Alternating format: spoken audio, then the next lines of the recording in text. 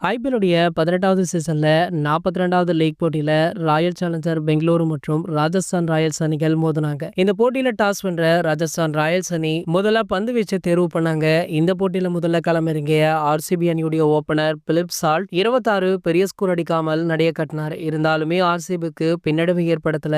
இதனைத் தொடர்ந்து விராட் கோலி மற்றும் தேவ்தத் படிக்கல் 2 பேருமே அதிரடியுமே காட்டினாங்க. அடுத்தடுத்த வந்த வீரர்களுமே ஓரளவிற்கு டீசென்டாக ஆடியதால 20 ஓவர் முடிவுல 205 ரன்களை அடித்து அசத்தியது. ராஜஸ்தான் ராயல்ஸ் அணியுடைய பவுலர் சந்தீப் சர்மா 4 ஓவர்கள்ல 45 ரன்களை விட்டு கொடுத்து 2 விக்கெட்டுகளை கைப்பற்றியிருக்காரு. மேலும் ஜோப்ரா ஆர்ச்சர், வனிதா சரங்கா தலா ஒரு விக்கெட்டுகளை எடுத்திருக்காங்க. இந்த போட்டியில அரை சதம் அடித்ததன் மூலம் விராட் கோலி அவர்கள் வரலாற்று சாதனை ஒன்றை படைச்சிருக்காரு. இது வரைக்குமே T20 ஃபார்மட்ல 62 அரை சதங்கள் அடித்த கோலி அவர்கள் முதலிடத்துல இருக்காரு.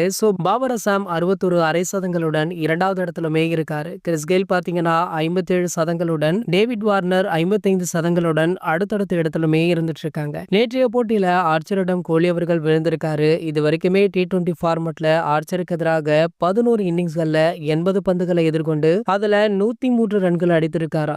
நேற்று தான் பாத்தீங்கன்னா ஆர்ச்சருக்கு எதிராக விக்கெட்டை விட்டு கொடுத்திருக்கார் அப்படின்றதுமே குறிப்பிடத்தக்கது. இது போன்ற கிரிக்கெட் செய்திகளை பத்தி நீங்க உடனே தெரிஞ்சுக்க நம்மளுடைய தமிழ் நியூஸ் எக்ஸ்பிரஸ் சேனலை மறக்காம சப்ஸ்கிரைப் பண்ணிக்கோங்க.